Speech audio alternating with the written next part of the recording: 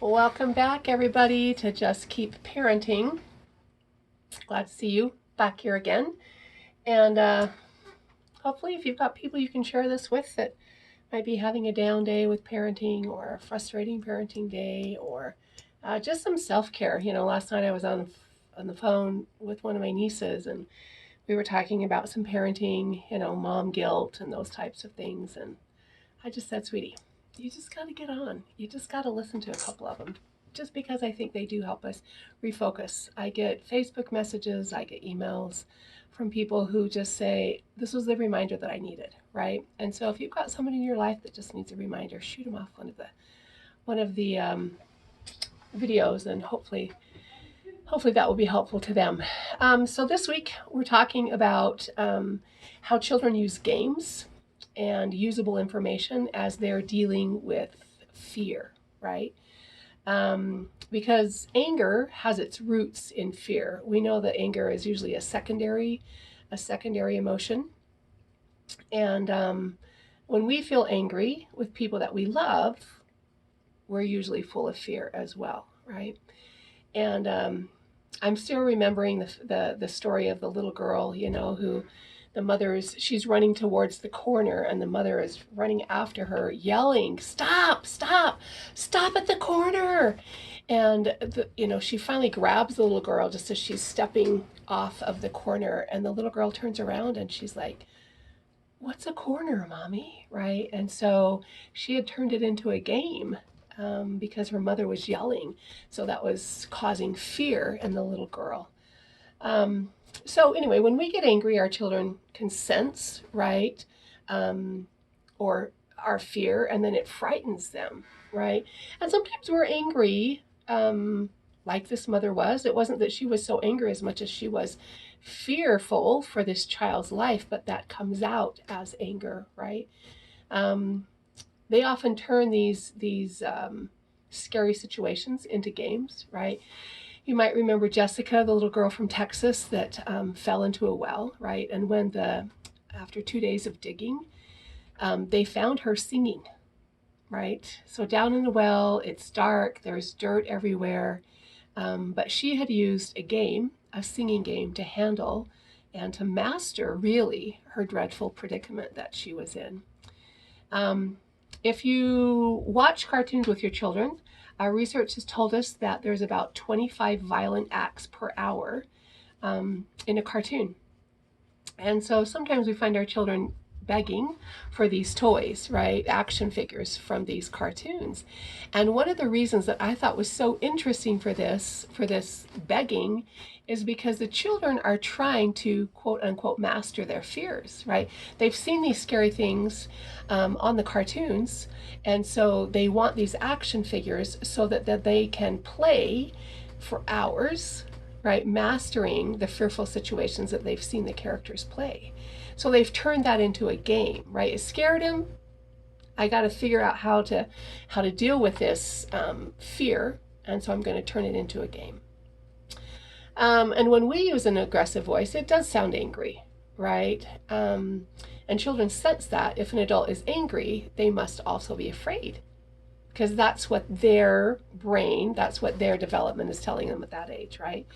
And when we use a passive voice, as we've talked about in past videos, when we use a passive voice, we put children in charge.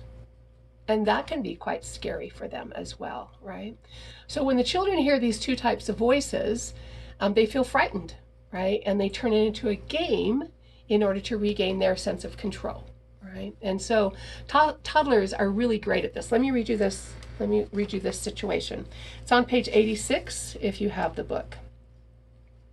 On page 86, Karen wanted her 2-year-old daughter, Christina, to get in the car seat so they could keep a doctor's appointment.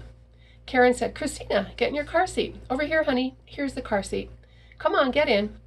Christina paused for a moment, as toddlers do when they are processing information. Her nervousness quickly flared into anger, and she snapped. Oh, sorry, I got to go back. Karen, as they are processing information, and Karen got nervous, perceiving that Christina was dawdling. Karen's nervousness quickly flared into anger, and she snapped, Don't start with me. Get over here now and get in your car seat. Karen was angry because she was afraid they would be late if they didn't leave soon. We've all been there. We've probably all done that. Christina could practically smell her mother's fear.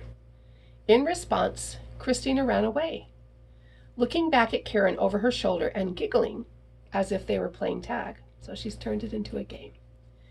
Karen chased her daughter, shouting threats. Karen finally caught Christina, gave her a swat on her bum, and forced her into the car seat. Similar problems arrive when parents use an aggressive or passive voice to send older children to time out. The children may refuse to go, may go with an attitude, or may play once they get there. Again, they are turning the fearful situation into a game in order to master it. To the parent, of course, these actions appear to be defiance. And so, we're back at the beginning, right? And how do we help our children understand what we're feeling and what we want to communicate, right? And that's where we go back to that assertive voice versus the passive versus the aggressive versus the flip-flop voice, right?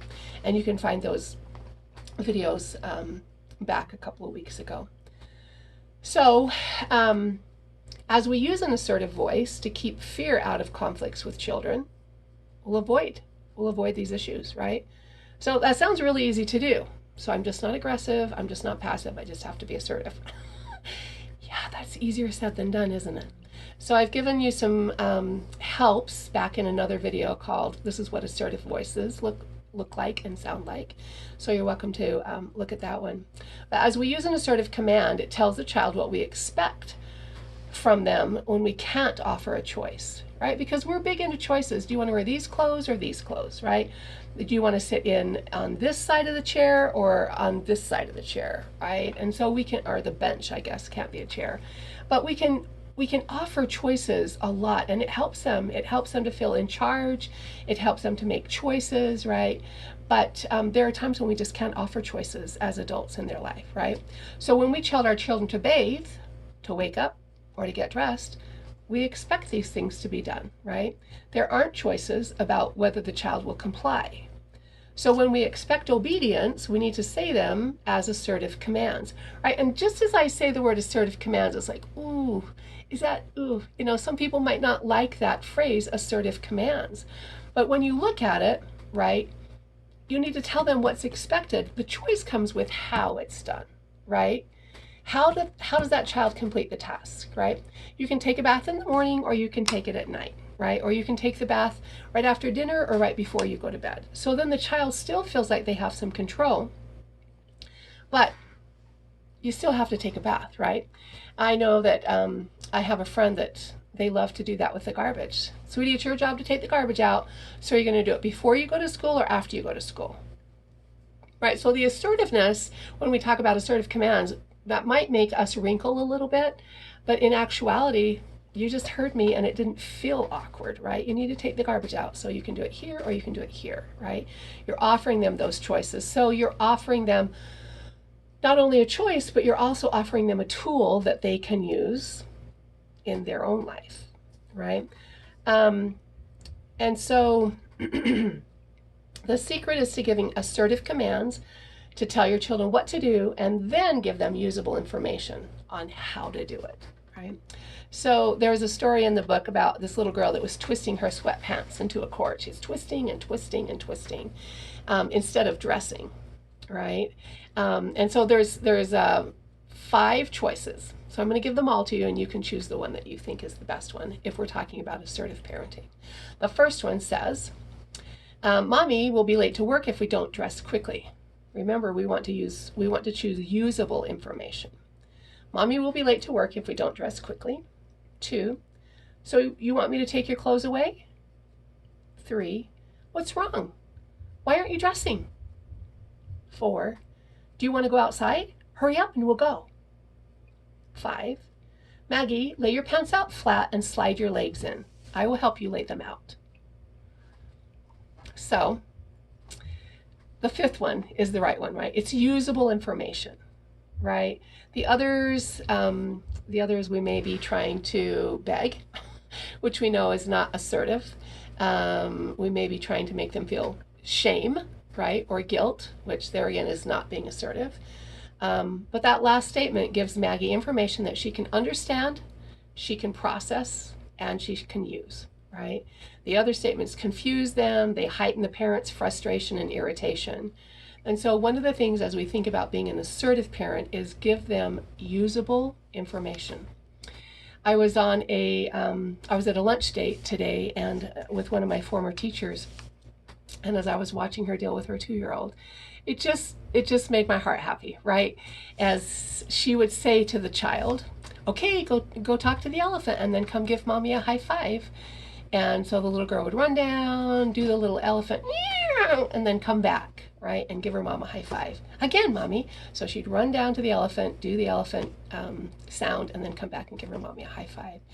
And I just loved watching that, right? There was a few other situations where the student was just so good at giving her 2-year-old usable information, right? And it was beautiful when that happens. The problem is, as she and I are having a conversation, right, she's trying to handle our adult conversation and this 2-year-old conversation, right? And it's easy for us to get frustrated, right? And it's like, wait a minute, mommy's trying to have a conversation.